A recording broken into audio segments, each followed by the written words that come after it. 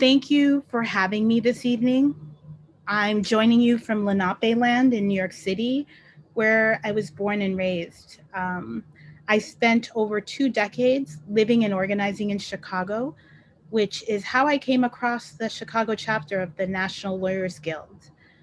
I've been a witness to the essential work that you do in providing legal observers for protests and lawyers to represent activists and others.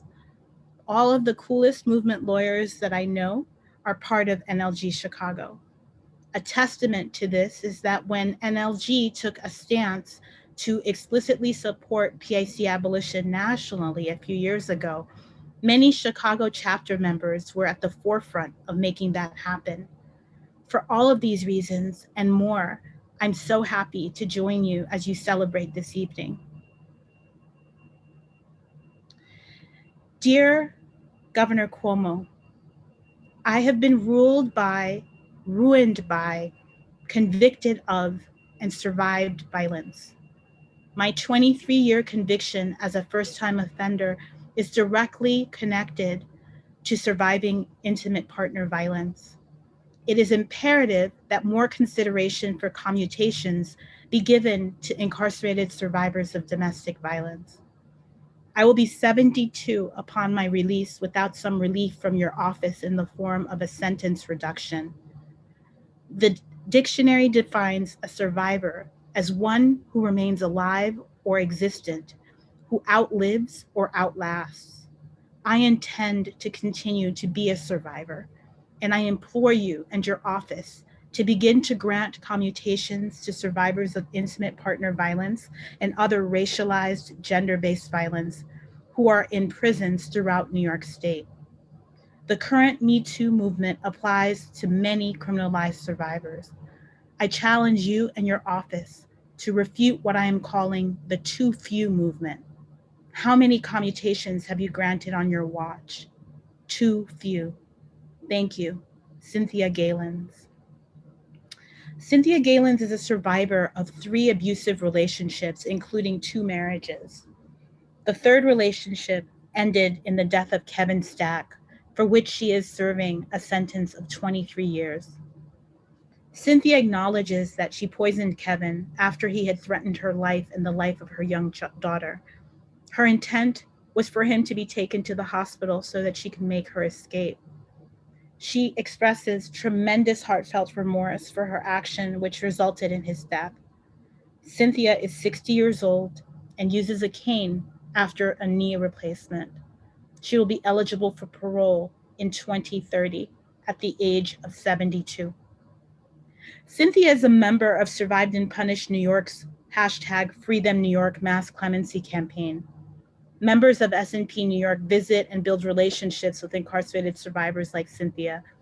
We are experimenting with inside-outside organizing as we demand the immediate release of survivors of domestic and sexual violence and other forms of gender violence who are imprisoned for survival actions, including self-defense, failure to protect, migration, removing children from abusive people, being coerced into acting as an accomplice, and securing resources needed to live. I co-founded Survived and Punished in 2015. It's my current organizing and political home. Survived and Punished, or SNP, is a national coalition that includes survivors, organizers, victim advocates, legal advocates and attorneys, policy experts, scholars, and currently and formerly incarcerated and criminalized people. SNP organizes to decriminalize efforts to survive domestic and sexual violence, support and free criminalized survivors, and abolish gender violence, policing, prisons, and deportations. SNP has affiliates in New York City, California statewide, and in Chicago. The main thing that brought the founders of SNP together was that we had been organizing participatory defense campaigns in our communities.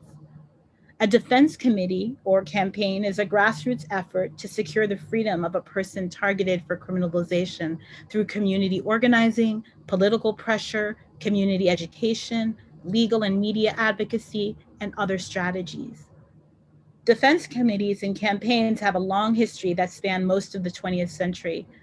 They have been an integral part of social movement organizing in the United States. Defense campaigns have commonly been used as a form of resistance to governmental political repression against radical and progressive movements, including racial justice, labor, indigenous sovereignty, and anti imperialist struggles. Social movements have a legacy of building a people's defense, so to speak, to save the lives of their members who become political prisoners targeted for execution or incarceration. During the long Black freedom struggle of the 20th century, activists also campaigned for people facing the death penalty or life imprisonment for crimes they didn't commit or for physically defending themselves from racial and sexual violence. Some of you know, I'm sorry, backtrack. Hopefully they'll cut and paste this part. Some of you I know have participated in such committees and campaigns. I can think here specifically of Brad Thompson's longstanding work with members of MOVE, or Rachel White Domain's work to help free Takunzi Green, a survivor of domestic violence who was criminalized for self-defense, who was just recently finally granted her freedom through commutation by Governor Pritzker. Let's all give a hand to Rachel for that longstanding advocacy and work, and also to other groups like Mothers United Against Violence and Incarceration and Love and Protect, which is an affiliate of SNP, who all work together to create a defense campaign in support of Takunzi. The best lawyers that I know understand that the law is severely limited and benefits those with and in power. They know that freedom work exceeds lawyering, but that lawyers have specific skills and knowledge that, when put in the service of movements, can be so very important. Speaking at an event celebrating Christina Sharp's book, In the Wake, Saidia Hartman remarked that care is the antidote to violence. Her words offer a powerful feminist frame for prison industrial complex abolition. Effective defense campaigns provide thousands of people with opportunities to demonstrate care for criminalized individuals through various tactics like letter writing, financial support, prison visits, and more. They connect people in a heartfelt, direct way that teaches specific lessons about the brutality of prisons. And this can change minds and hearts, helping people to hopefully develop more radical politics. In the end, a practice of abolitionist care underscores that our fates are intertwined and our liberation is interconnected. As such, defense campaigns guided by an ethic and practice of care can be powerful strategies to lead us towards abolition. Over the years, I've been so lucky to work with a few lawyers who have really embraced defense committees and campaigns as a strategy for freedom. We need more lawyers and legal advocates who understand this, embrace this, participate in this, and kind of cede power to the community, cede power to the people to push for freedom for people who aren't, quote, seen as folks who necessarily will be able to, win their freedom through the courts. I want to use the rest of my limited time to share the common sense that our work at Survived and Punished seeks to upend. These are some of the basic tenets that ground our organizing. All incarcerated people are survivors of violence. I subscribe to Danielle Sarrett of Common Justice's view that no one enters violence for the first time by committing it. Many incarcerated people are survivors of racialized gender violence before they were incarcerated. Multiple studies indicate that between 70 to 95% of incarcerated women, for example, have experienced physical violence from an intimate partner before incarceration. Many have experienced multiple forms of abuse in childhood. Trans and gender nonconforming people have similar experiences of violence, though data is scarce. All incarcerated people are survivors of gender violence when and while they are locked up. This is because the prison is a central organizer and producer of racialized gender violence. In fact, gender violence is essential to the practice of incarceration. The prison abuses and violates people by design. The dynamics mirror interpersonal, domestic, and sexual violence. This is a feature, not a bug. The prison is, as law professor and lawyer and activist Dean Spade contends, a serial rapist. When we sentence people to prison, we are essentially sentencing them to judicial rape. Criminalization is inherently sexual violence. It isn't simply co-constitutive of sexual violence. It is state enactment of gender violence. Think of the routine strip searches that take place in carceral spaces.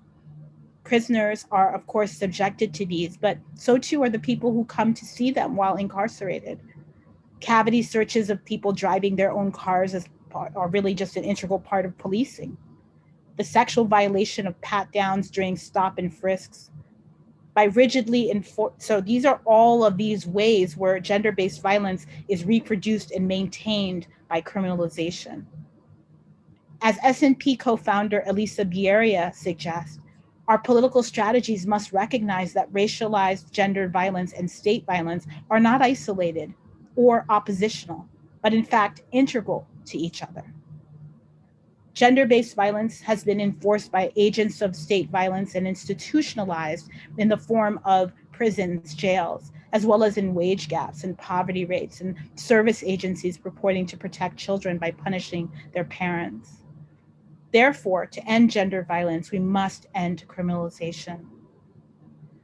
Also, prison is not feminist. If, as Angela Davis suggests, the prison is a key component of the state's coercive apparatus, the overriding function of which is to ensure social control, then how can a feminism that seeks to end domination and resist oppression embrace the prison as a core strategy for eradicating violence? The answer is simple: it cannot. We at SNP subscribe to something we are following in the tradition of calling abolition feminism, a liberatory vision of a world free from all forms of violence, including those produced by carceral logics and systems of surveillance, policing, punishment, colonial erasure, and global militarism.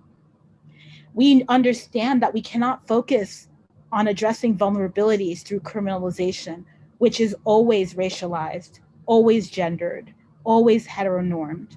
So a focus on criminalized survivors of violence pushes us to ask the question, how do we create safety outside of carceral logics?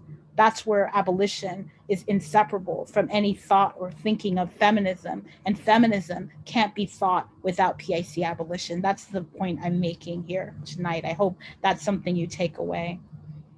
Recently, I was part of a workshop where the facilitators showed a video that I co-produced about the case of Marissa Alexander.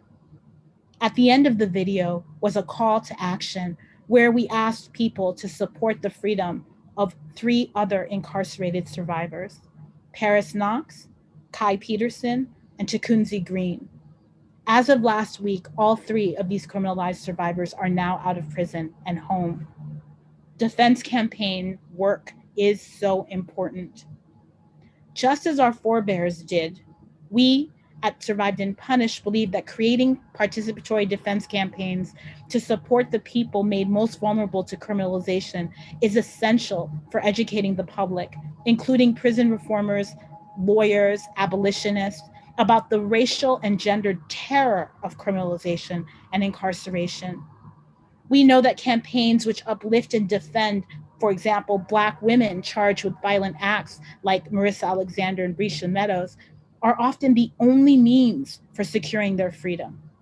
They are also necessary for popular education to strengthen our movements, both by informing and improving overall movement strategies and by educating to challenge false and damaging binaries that we use to describe incarcerated people, like violent and nonviolent and innocent and guilty.